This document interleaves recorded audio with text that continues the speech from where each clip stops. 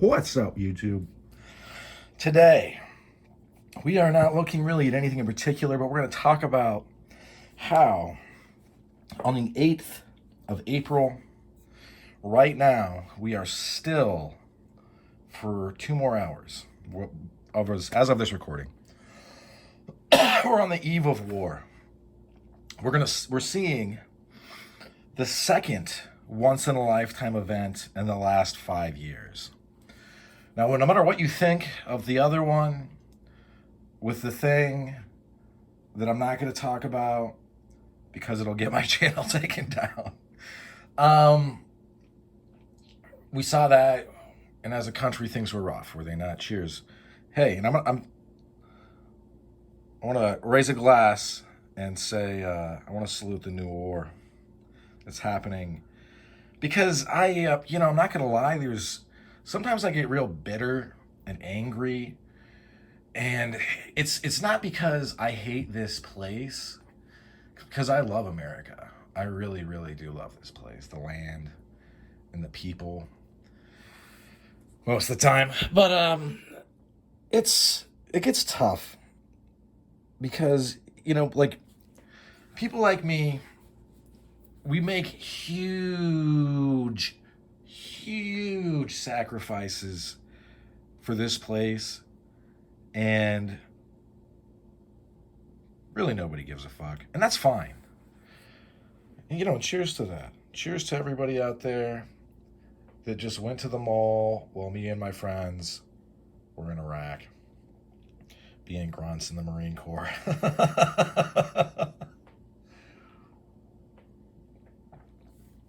And I think it's good. Anyway, so what I was saying was, I sometimes I pray for war. Still, there's a part of me, because they used to have us do that as Marines. Because as a Marine, the easiest thing that can happen to you is to go to war, if you're in barracks. Because otherwise, you just live this life of like kind of claustrophobic uncertainty, and so you go to war, you figure out what you're made of. And you see things you didn't want to see, and you do things that you didn't want to do, and it is what it is. And whether or not it was worth it depends on why you did it. And I was over there during a nearly all volunteer Marine Corps. I say nearly because I serviced some dudes that had opted to go to the Marine Corps instead of to prison, which I totally get. I think they regretted that when we got to country. Gonna be real. I know one day, because I asked him, and he was like, "Man, they have candy bars in prison." I was like, "Yeah, man, I wish I were in prison right now." Even in Iraq, you're like, "Gosh, anything is better than being in this place." Even before you leave there, is what I'm getting at. It's not good. So there's a part of me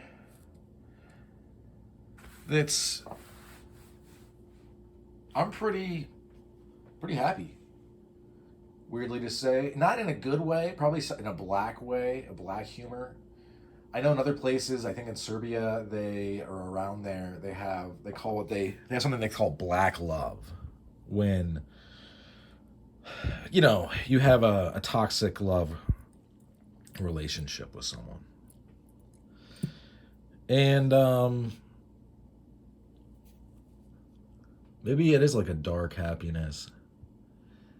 It's not schadenfreude, because I am genuinely like, it's like a release of waiting, because I mean there's been so much tension built up,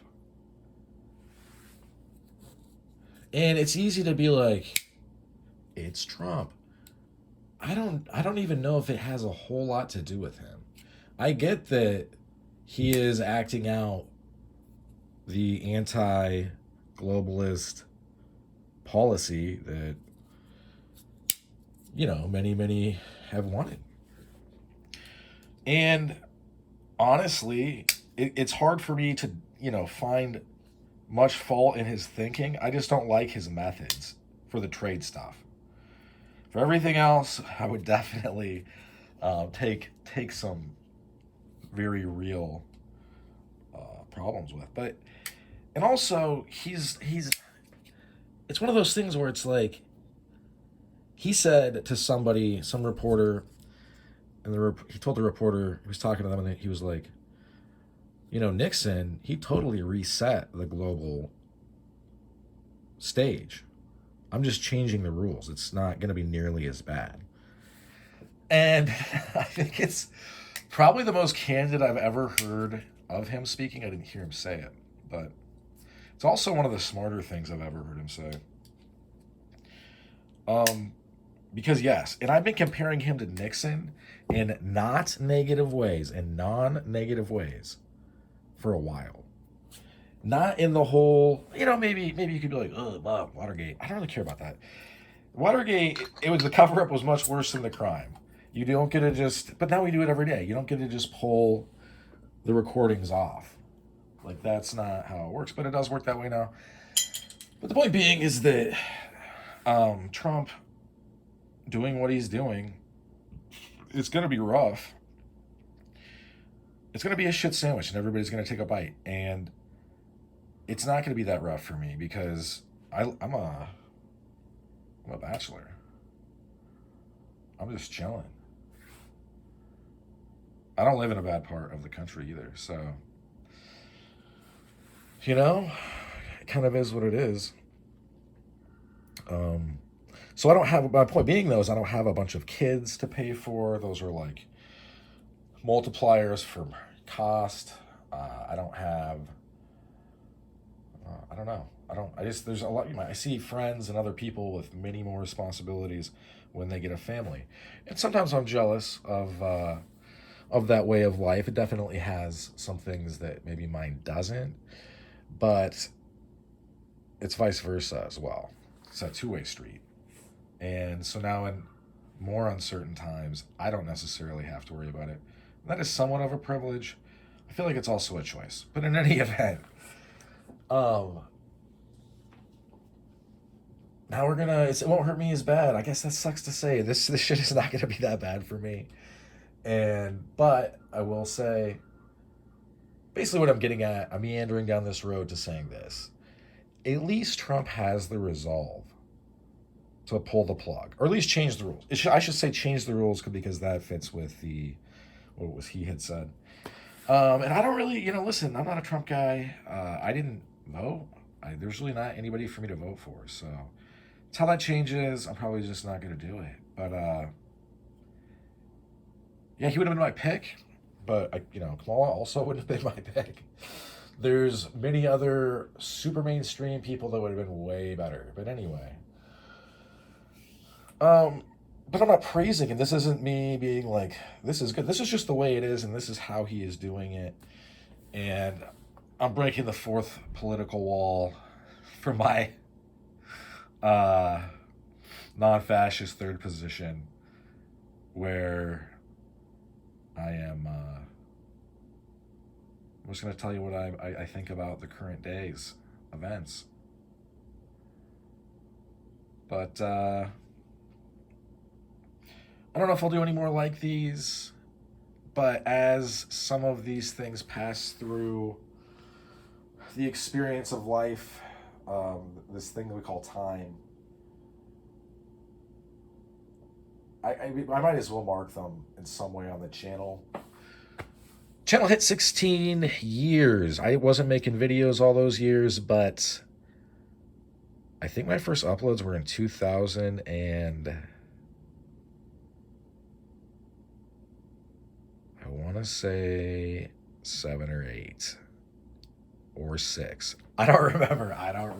That's what I'll say. But it was something that I put together for like a class. I don't even know if it's on the channel anymore. I think I put it to unlisted or something. There were spelling errors. I got an A because I think everybody else just did a bad job. I don't know what happened in that class. Anyway. So, yeah. he has the resolve, and he's going to pilot the ship that is our great union, probably straight into a maelstrom. But I don't say that as in, I don't want, listen, I don't know if this is what I would do, but I'm not the man under the gun right now. And it is this person who has entirely changed from his first go round as POTUS. And I think, he's been shot. I think there were 3 would-be assassins, probably more that we don't know about. Bottom line is, he realizes if he didn't before what the stakes are. He knows that they're very personal. If he thought that this was going to be a happy, fun time, he knows now for sure, right? For sure, that this isn't fun. Also, you can go ahead and, look, it's just history, but you can, rightly or wrongly, the old DOJ really did tear his life up. I do think that some of that maybe I probably would have looked into as well. But, it is what it is. But Trump is, I think he's lost his sense of humor with everything. And I think that Elon and Elon's, some of his relatives have political affiliations that, although I don't necessarily think can't watch this channel or shouldn't watch this channel, I find it a little rough sometimes. But it is, it is what it is.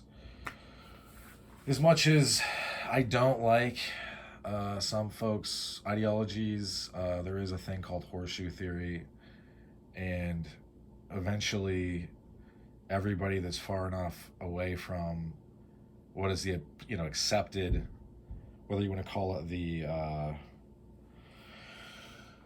that window, like the accepted, I forget what window it is, the accepted political window. You get out there far enough, and you're all paths cross at the bottom. I think that's probably the best way to say it. Yeah, Elon's old, one of his old men, I think it was one of his grandfathers, was very much of a certain mind when it came to some things. But he had an idea. I don't know if it was strictly his idea, but he had an idea that America should take over Mexico and Canada and Greenland. Sound familiar? And basically, that's really all I know.